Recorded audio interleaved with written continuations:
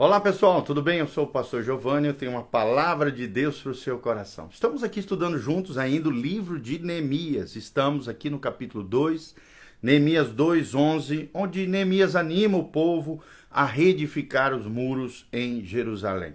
Preste atenção, Neemias 2:11, abra o seu coração, deixe Deus falar com você nessa manhã preciosa. Ele diz: cheguei a Jerusalém, onde estive 3 dias. E então à noite me levantei, e uns poucos homens comigo. Não declarei a ninguém o que o meu Deus me pusera no coração para eu fazer em Jerusalém. Não havia comigo animal algum, senão aquele que eu montava. De noite saí pela porta do vale, para o lado da fonte do dragão e para a porta do monturo, e contemplei os muros de Jerusalém, que estavam assolados, cujas portas tinham sido consumidas pelo fogo. Passei a porta da fonte e o açude do rei, mas não havia lugar por onde passasse o animal que eu montava. Subi à noite pelo ribeiro e contemplei ainda os muros, voltei e entrei pela porta do vale e tornei para casa. Não sabiam os magistrados aonde eu fora, nem o que fazia, pois até aqui não havia eu declarado coisa alguma, nem aos judeus, nem aos sacerdotes, nem aos nobres, nem aos magistrados, nem aos mais que faziam a obra. Então lhes disse: estais vendo a miséria em que estamos, Jerusalém assolada e as suas portas queimadas? Vinde, pois, e reedifiquemos os muros de Jerusalém e deixemos de ser opróbio. E lhes declarei como a boa mão de Deus estivera comigo, e também as palavras que o rei me falara. Então disseram: disponhamo-nos e edifiquemos, e fortaleceram as mãos para a boa obra. Porém, Sambalate, Oronita, Tobias, o servo Amonita e Gesem, o arábio, quando souberam, zombaram de nós e nos desprezaram e disseram: que é isso que fazeis?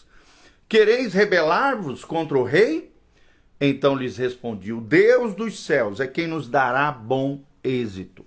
Nós, seus servos, nos disporemos e reedificaremos. Vós, todavia, não tem partes conosco, nem direito, nem memorial em Jerusalém. Então nós vemos aqui a lei da aceitação. Vemos que Neemias soube separar bem o porquê antes do o quê.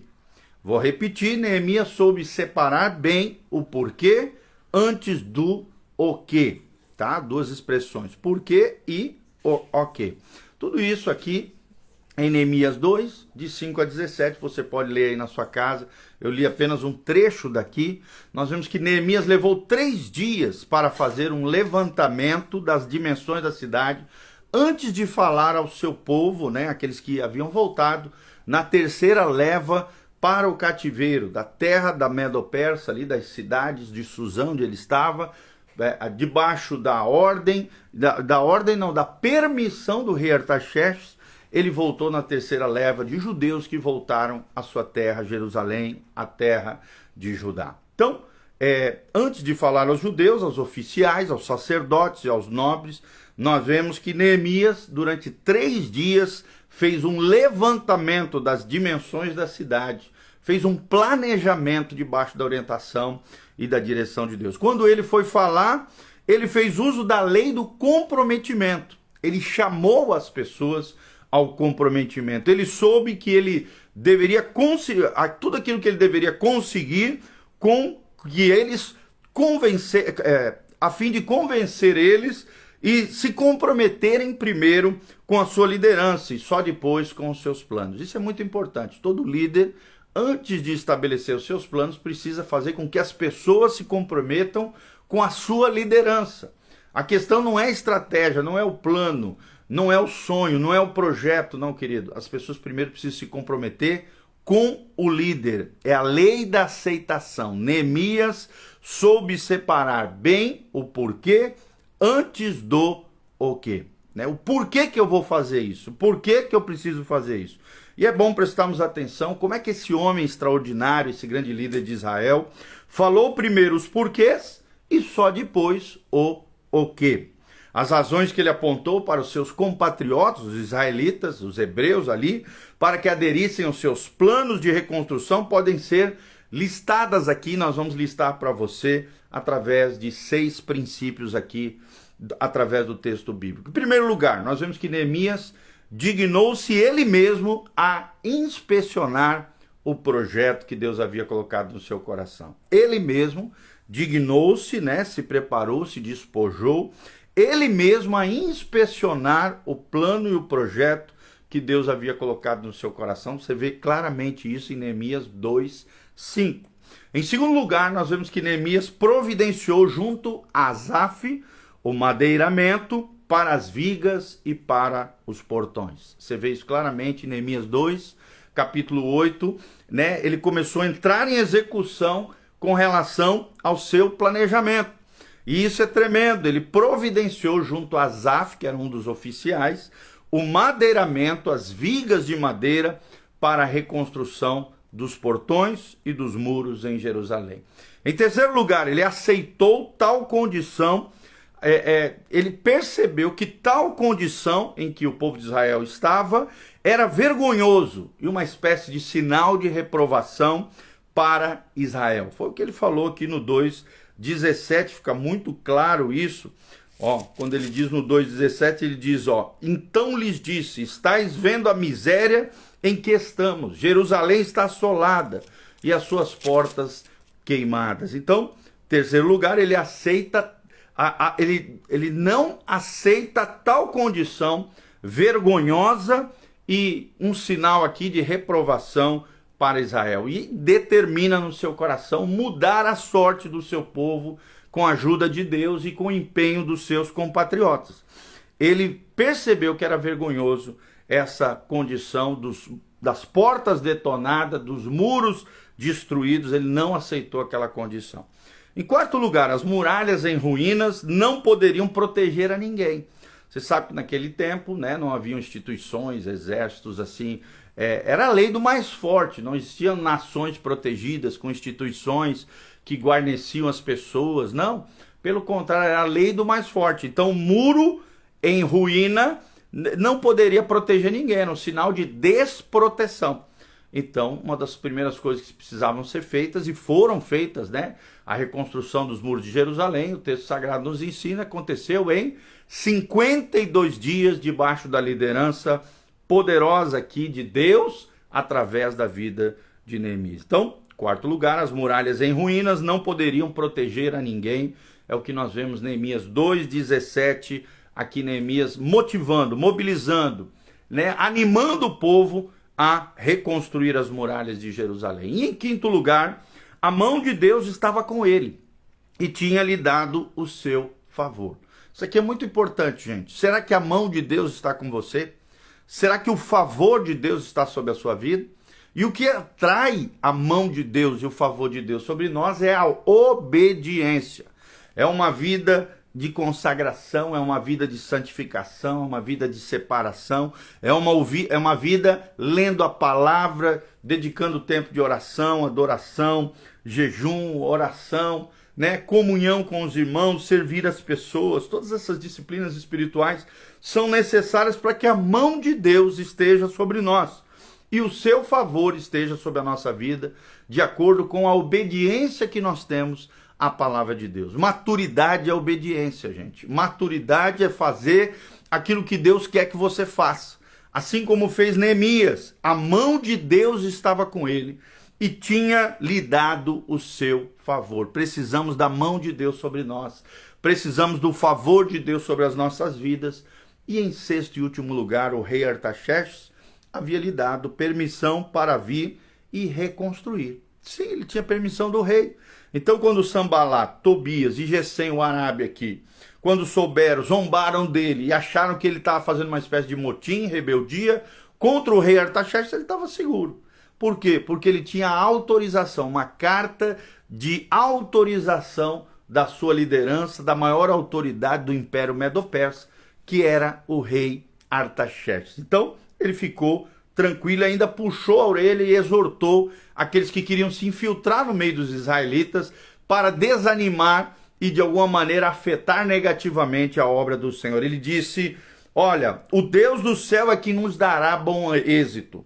Nós, seus servos, nos disporemos e reedificaremos os muros de Jerusalém. Vós, todavia, não tendes partes, nem direito, nem memorial em Jerusalém. Arrancou eles do meio do povo, porque sabia que esses três queriam se infiltrar para ir contra a obra que Deus estava fazendo através do seu povo e da liderança de Neemias. Então, às vezes, nós temos que fazer isso. Nós temos que arrancar aquelas pessoas que, de alguma maneira, estão contaminando, afetando negativamente o povo, o rebanho, as pessoas que estão ao nosso redor e desanimando e, de alguma maneira, prejudicando a obra que Deus está fazendo. Essas pessoas não podem ter parte conosco. Essas pessoas não podem caminhar conosco, porque senão vão afetar aquilo que Deus quer fazer. Então nós vemos aqui claramente a lei da aceitação. Neemias se aceitou como um missionário de Deus, como um agente de Deus, em favor do seu povo. Neemias soube separar muito bem o porquê, motivando as pessoas do porquê eles deveriam se engajar na obra do Senhor, antes do o quê. Antes de o que fazer, você precisa ensinar as pessoas o porquê deve ser feito aquilo que Deus quer fazer. Então nós vemos claramente um grande líder, com grandes capacidades de liderança, um homem segundo o coração de Deus, um homem que entrou na história do povo de Israel e fez toda a diferença na sua geração. Assim, do mesmo jeito, querido, Deus quer levantar você, eu, cada um de nós, como líderes segundo o coração de Deus. Liderar é influenciar pessoas positivamente, de acordo com o projeto de Deus para a vida de cada uma delas, e nossa, de forma coletiva, como igreja. Lembre-se que você foi chamado para a grande comissão, para ir por todo mundo, pregar o evangelho, ensinando-os a guardar todas as coisas, batizando-os em nome do Pai, do Filho e do Espírito Santo. E a promessa de Deus, no final de Mateus 28, é: e eis que estarei convosco todos os dias, até a consumação dos séculos. Deus estará conosco. Jesus e a mão poderosa de Deus e o seu favor estarão sobre nós. Deus nos capacitará a fazer coisas incríveis, como diz o salmista: em ti faremos proeza, em Deus faremos proeza, faremos grandes coisas para a glória de Deus. Então guarde isso no seu coração, seja como Neemias. Esses 6 princípios, ele dignou-se ele mesmo a inspecionar o projeto, primeiro ponto. Segundo ponto, ele providenciou junto a Asaf o madeiramento para vigas e portões, segundo princípio. Terceiro, ele aceitou tal condição, era vergonhoso e sinal de reprovação para Israel, por isso ele se levantou contra essa situação de vergonha, de ignomínia, né, do povo ali com os muros destruídos, as portas detonadas. E em quarto lugar, as muralhas em ruínas não poderiam proteger ninguém, muralhas precisavam ser levantadas. Hoje para nós são as muralhas do nosso coração precisa ser protegido, blindado, e as nossas relações também precisam ser protegidas, guardadas. O projeto de Deus precisa ser protegido e guardado. As muralhas em ruínas não poderiam proteger a ninguém. Em quinto lugar, a mão de Deus estava com ele e tinha lhe dado o seu favor. E em sexto lugar, o rei Artaxerxes havia lhe dado permissão para vir e reconstruir. Então, que Deus te dê autoridade, graça, sabedoria e poder espiritual. Que a mão forte do Senhor, o favor de Deus, esteja sobre você, tua casa, tua família, para o cumprimento do teu propósito, da Missio Dei, da missão de Deus para a tua vida, para a tua trajetória, tá bom? Que Deus abençoe você, tua casa, sua família. Eu sou o pastor Giovanni. Aqui no link de descrição tem todas as informações, caso você queira, movido pelo Espírito Santo, contribuir conosco nessa obra linda que Deus está fazendo. Todas as informações estão aqui no link de descrição, as nossas redes sociais, horário de culto, endereço da igreja, tudo está aqui, querido. Deixe seus comentários, de que cidade você está nos assistindo, o que Deus falou com você, através dessa palavra. Que Deus abençoe você, tua casa, tua família. Dá um joinha, aperta no sininho, siga o nosso canal PR Giovanni no YouTube. Siga-nos no Instagram, Facebook, YouTube, Spotify, Google Podcast. Todas essas redes sociais estão para abençoar você, tua casa, tua família. Seja abençoada em nome de Jesus. E que a graça e a paz de Deus, que excede todo entendimento, guarde o seu coração em Cristo Jesus. Que o favor de Deus, a mão poderosa de Deus, venha sobre você, sobre os teus planos, projetos, os planos e projetos que Deus tem derramado no seu coração.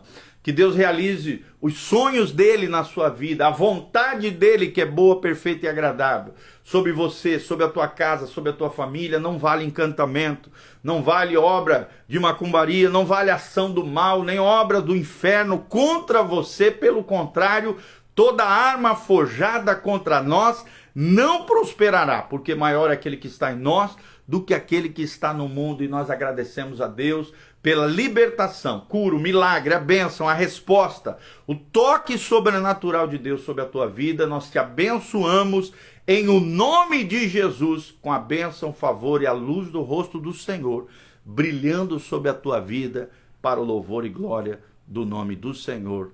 Amém e amém. Quero mandar um abraço para Danisa Ferrari, a Ícara, a Alejandro Ícara, a Maida, que está aqui conosco, a Raquelzinha também, a Sandra e o Nivaldo, o Ricardo Ferreira, todos os nossos amados irmãos estão aqui conectados conosco. Compartilhe esse link, Deus te abençoe, dá um joinha aí, e que a graça e a paz de Deus esteja sobre todos nós.